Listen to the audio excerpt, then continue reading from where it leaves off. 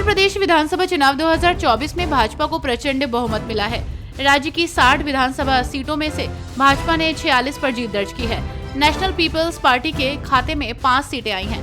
Nationalist Congress party यानी कि NCP ने 3, पीपल्स पार्टी ऑफ अरुणाचल ने 2, कांग्रेस ने 1 और निर्दलीयों ने 3 सीटों पर जीत दर्ज की है।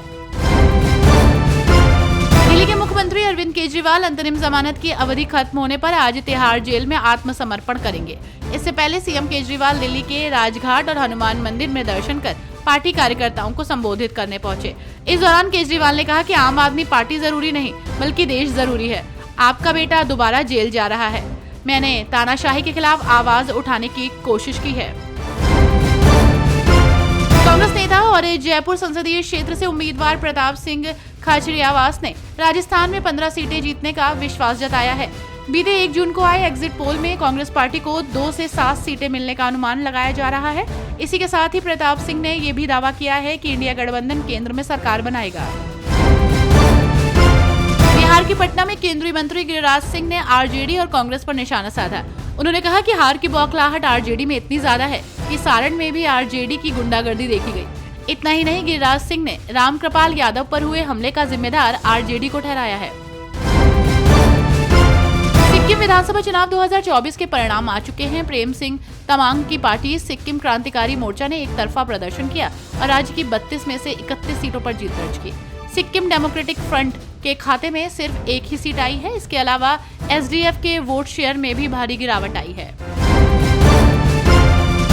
चुनावी नतीजों से पहले आए एग्जिट पोल को लेकर नेताओं की प्रतिक्रिया सामने आ रही है। ऐसे में कांग्रेस के नेता और पूर्व सीएम दिग्विजय सिंह ने दावा किया है कि जिस राजगढ़ लोकसभा सीट से चुनाव लड़ रहे हैं, टीवी चैनल्स ने वहां एग्जिट पोल नहीं किया है। इसी के साथ ही उन्होंने अपनी पार्टी के कार्यकर्ताओं से अपील की है कि वे केवल मतगणना पर ध्यान रखें। जब चुनाव होते हैं तब चुनाव आयोग पर गंभीर आरोप लगते रहे हैं। विपक्ष ने इस बार भी चुनाव आयोग पर कई गंभीर आरोप लगाए। चुनाव आयोग को ही सवालों के कटघरे में खड़ा कर दिया। आपको बता दें कि भीषण गर्मी में चुनाव कराने का फैसला किया गया, जिसने न सिर्फ राजनीतिक दलों को बल्कि चुनावी ड्यूटी में लगे अमले और मतदाताओं को भी विचलित किया है। साथ ही राजनीतिक दलों के बीच कटुतापूर्ण बयानबाजी का इस्तेमाल होना, जो निर्वाचन आयोग की बार-बार चेतावनी देने के बाद भी नहीं थमा। एग्जिट पोल में भाजपा को 300 से ज्यादा सीट जीतने का दावा किया जा रहा है।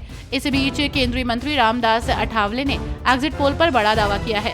केंद्रीय मंत्री ने दावा किया है कि एनडीए को एग्जिट पोल के अनुमान से अधिक लोकसभा सीटें मिलेंगी। अठावले ने कहा कि अकेले महाराष्ट्र में एनडीए 40 सीटें जीतेगी। चुनावी नतीजे को लेकर आचार्य प्रमोद कृष्णम ने बड़ा दावा करते हुए कहा है कि 4 जून को जो परिणाम आएगा वो चौंकाने वाला होगा। एग्जिट पोल से ज्यादा सीटें आएंगी। देश की जनता फिर एक बार नरेंद्र मोदी को देश के पीएम पद पर आसीन करेगी। 4 जून के बाद विपक्ष के ये जितने नौसिखिए परिवारवादी पार्टियों के शहजादे हैं, ये गुफाएं ढूंढते फिरेंगे। देश में लोकसभा चुनाव के अंतिम चरण के बाद एग्जिट पोल के चौंकाने वाले आंकड़े सामने आ रहे हैं।